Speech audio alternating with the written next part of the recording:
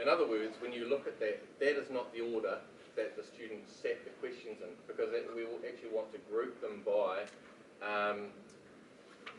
the aspects.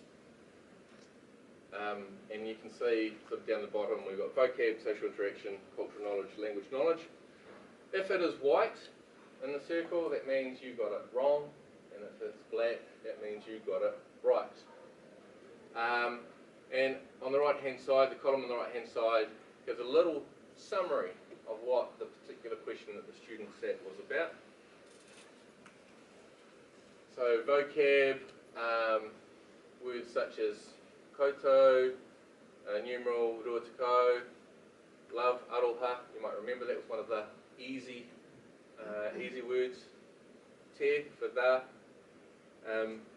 Jumping on to social interaction, ka pai, how te tuku Māori mo tēnei, tēnā koutou. So there's a little mix through there.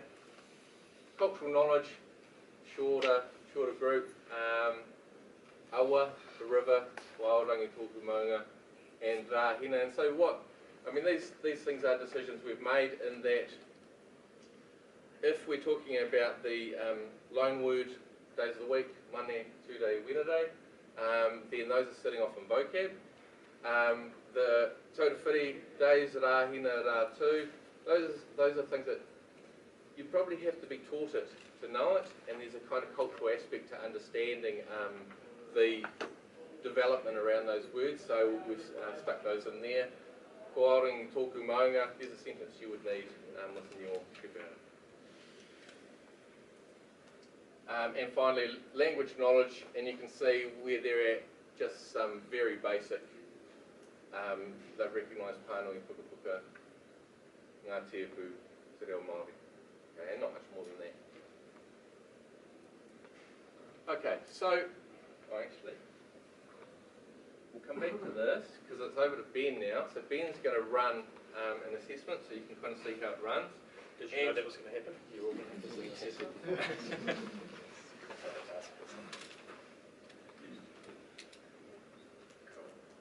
Yeah, and I'll just say, I mean, as an aside, working with Basil and the rest of the team on this, in particular as a person who's still working on today, but as those sort of the English medium words, certainly no haka, etc. It's really interesting. And for us working on the help desk team, we deal with schools that deal with a lot with all of our PATs, some of which are adaptive. So you're talking teachers that are a little bit more familiar with what an adaptive test means. So it's been really interesting to engage with a whole new sort of section, group of teachers and educators and people interested in around what this means. And I think that's the critical thing about getting it right from out the gate.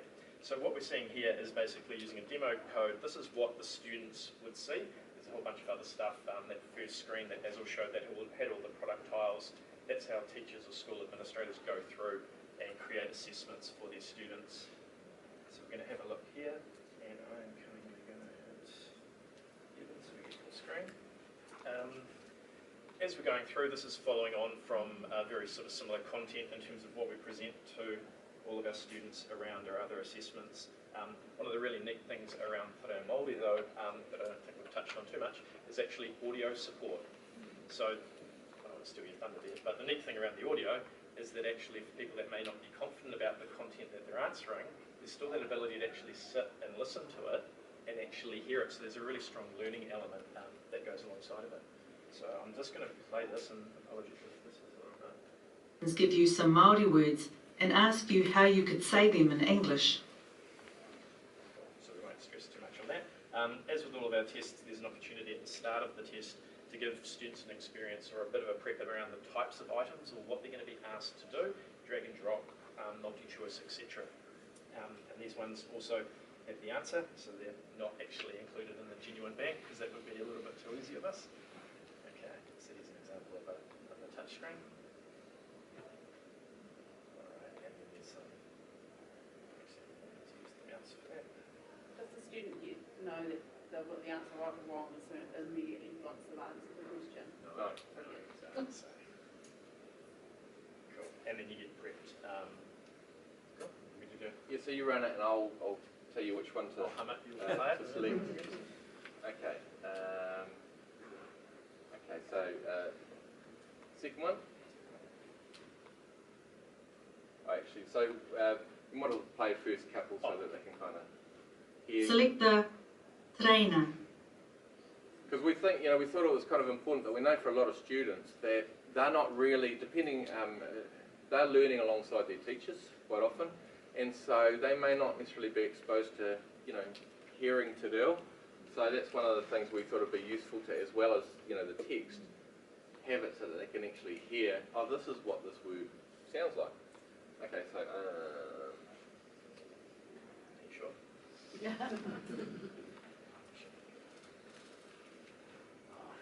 Select the English word for rāapa.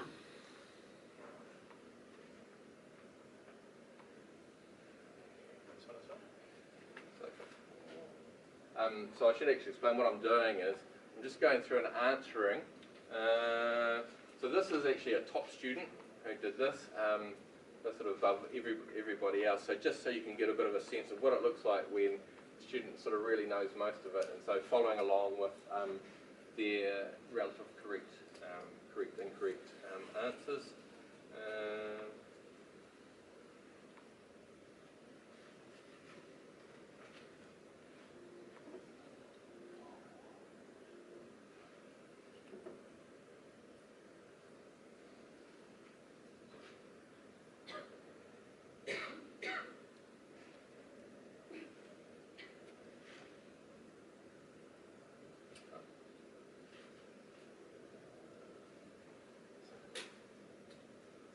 Checking your minds if you're thinking of these. Yeah, so you have a little read yourself and see if you can get it. I'll say whether they've got it correct or wrong, so you know whether I'm selecting a correct answer or wrong answer. So in fact, so they get actually the first 9 correct.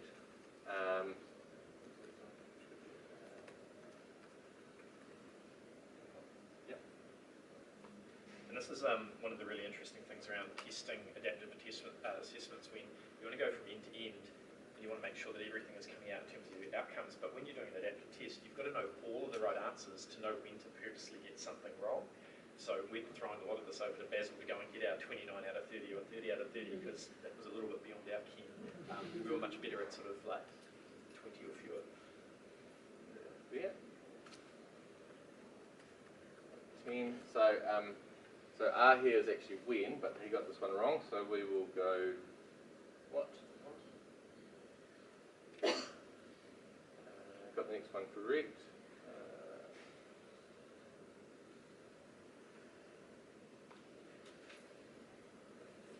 Incorrect. So Kitaha will do what, but we'll do who did that. 13. You just play every third one or something. Select the weather that shows he rangi paki. Fine weather. Rainy weather. Cold weather. Stormy weather. So rangi paki is a fine day, but he got this one wrong, so that one. I'm going to run the correct ones. So taha. Side. And aroro.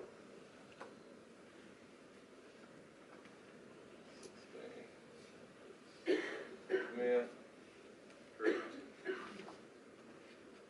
17 is wrong. So kaya waitine should be kaya hata, but we'll go with kaya hata. 18 correct. No way Parikia. 19 incorrect. Yeah.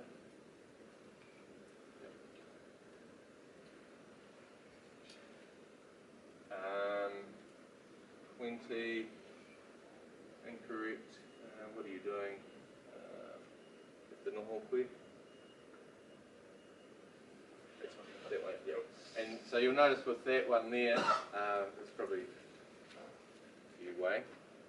Kaitaha, it said, how could you say? Because kaitaha could both be what are you doing, but it could also be how are you. So there are different meanings. English word for kawa, and similar with this has 2 meanings, but they get this one wrong, so we'll go with spicy.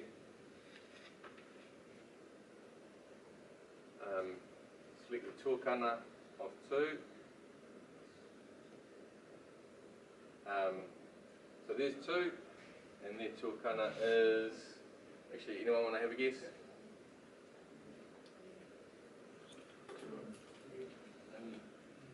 Yeah, rangi. Yeah.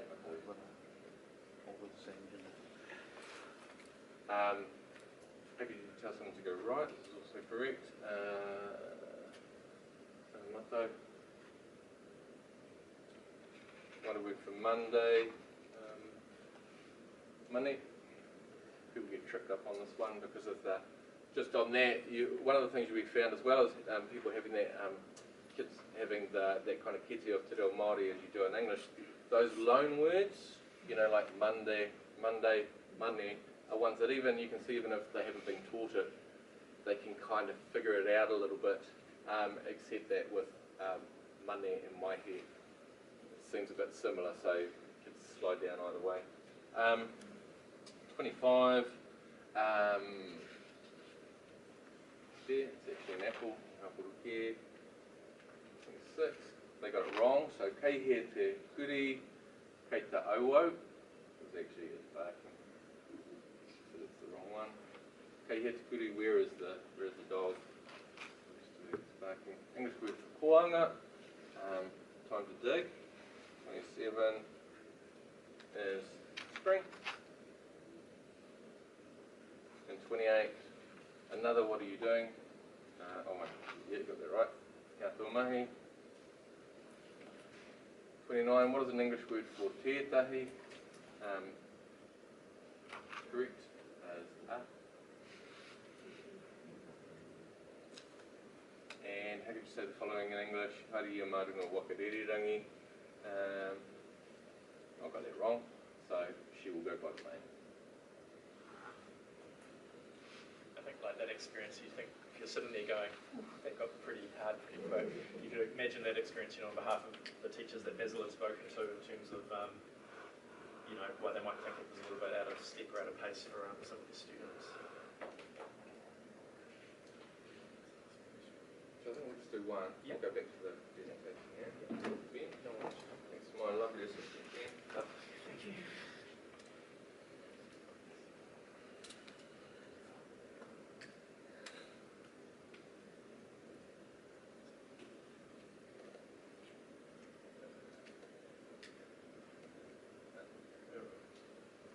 So, all right.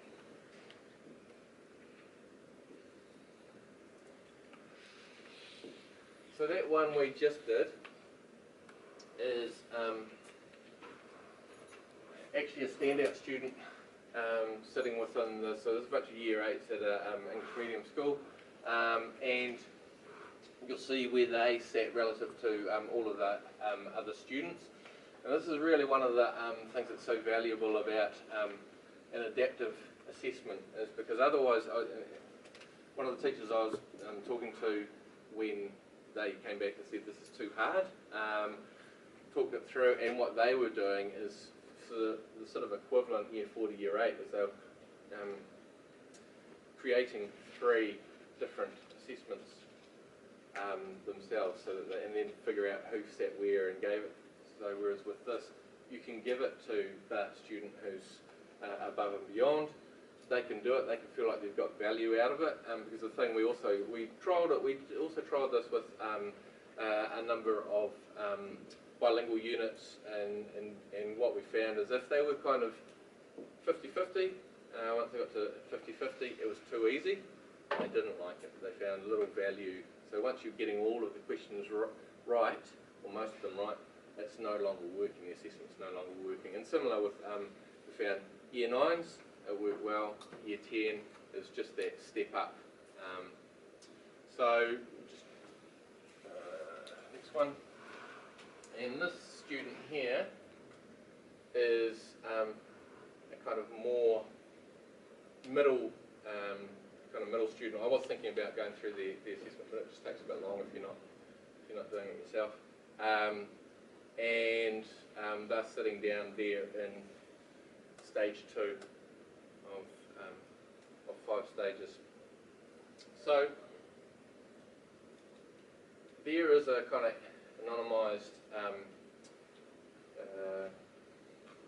result for a class, and so you can see that some of the students, so this is year 8, and for the year 7 students they were sitting within stage 1, stage 2, but you can see a number of them are sort of up at the top of stage 1, mostly between stage 2, several in stage 3, some of you kind of better students, and then one who's sort of all out on their own, and don't know why.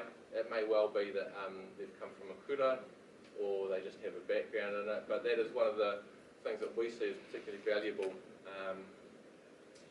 for this, is that when we've talked to, and we did this for progressions and other research, when we've talked to students, you know, when we've talked to kaiapō, well, what do you do when you get someone who's come over from, you know, kura? They say, well, most of the time they just kind of sit off in a corner and, you know, like they can't, they're not quite sure what to, you know, what to do with them, whereas with this, we can sort of say, look, they're up here, and here's the kind of things that you might want to be looking at, either teaching them or encouraging them to learn, because there's a good chance that this student here would be, you know, ahead of, you know, in an ordinary English medium school, ahead of their kaiapō in terms of their knowledge.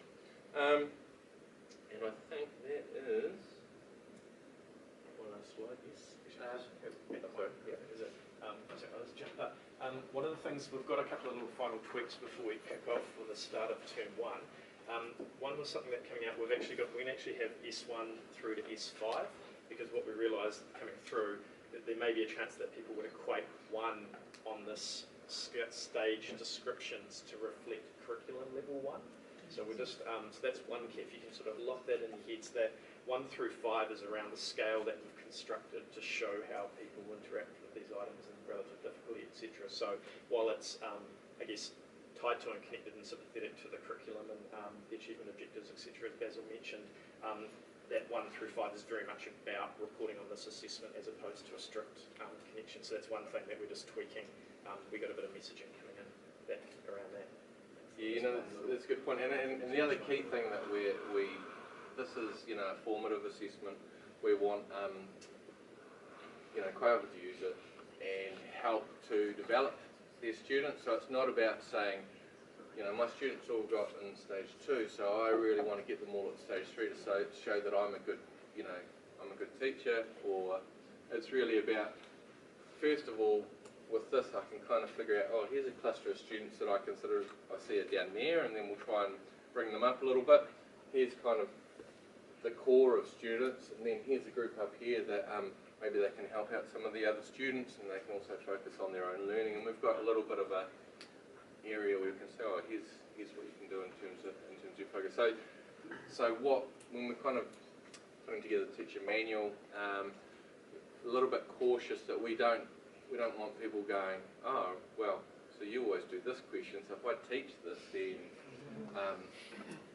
anyway. So we would encourage that basically if we believe that if you were to go through and level 1 teach through those achievement objectives, you know, usefully, then the students will move up, you know, as they know more and more stuff.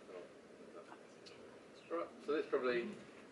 Did you have anything else to add? Probably the only thing that came out as well is Basil made a really good point about those sort of the words that sort of fit within our broader kete, like, you know, just as people that would say, you know, like primary languages, English, you know, araha, haka, etc. So a question did come up too. What about students that have recently arrived in New Zealand that don't have that familiarity with sort of, you know, Kiwi, New Zealand culture, what have you? So there'd still be a call to be made on behalf of, you know, the kaiapō as to whether or not they feel it's appropriate.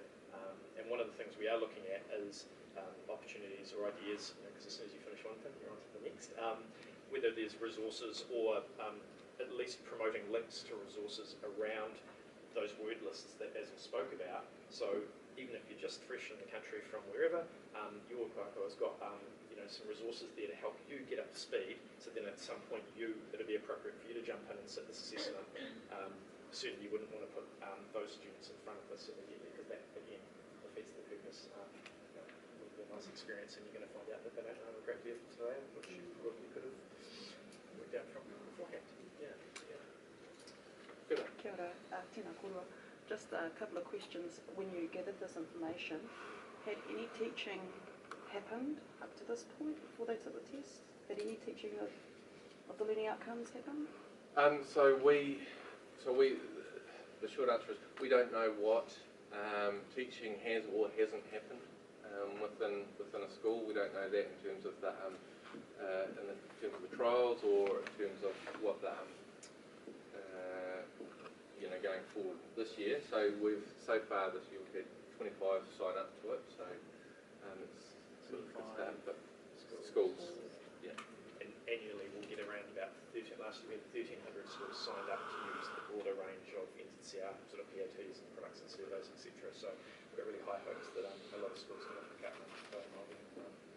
But yeah, that's quite right. And part of it too, in terms of going out to trial schools, they're pretty busy places, so getting anybody on board can be a little bit tricksy. But that's all part of, I guess, making quite a broad sample. And the numbers that Basil spoke about, we work with our stats and psychometric teams to make sure we're getting enough data, to say something. And as time goes on, we'll certainly look to evolve and you sort of recalibrate and nudge and tweak things as they go. But yeah, you should definitely mention our psychometric team and who sort of work through to make sure all of the questions work individually, and that all together they work as well. And sometimes the thing I would say is they'll come back when we're doing the trials and say this isn't working, it's not discriminating, so we might change it, and then it works.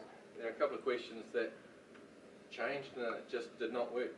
And as a sort of te reo teacher, I couldn't see what was wrong with it. I couldn't see why it wasn't working, but it simply wasn't. So then one of the things we found is that then I think one was around, we're doing a raro, on, above, below, that when we're doing it as a concept, and so I think that's probably what it was, is that when it's a theoretical word, the kids struggle with it, but then we did an image with it, and I think one was we had like a chair, and then there was a ball above, a ball below, to the side, something like that, and then it was, which image represents how you're doing it, and then they click on the one above. All of a sudden they could get it. So it wasn't that they didn't know it, it's just they didn't know it when we asked it in the way that we asked it. Kia ora. So if you're applying this test nationally to your group of tauira, will there be a package for the teachers to deliver? So there's some sort of measurement of the quality of the teaching program, and then you'll revisit the test again at the end? So we're not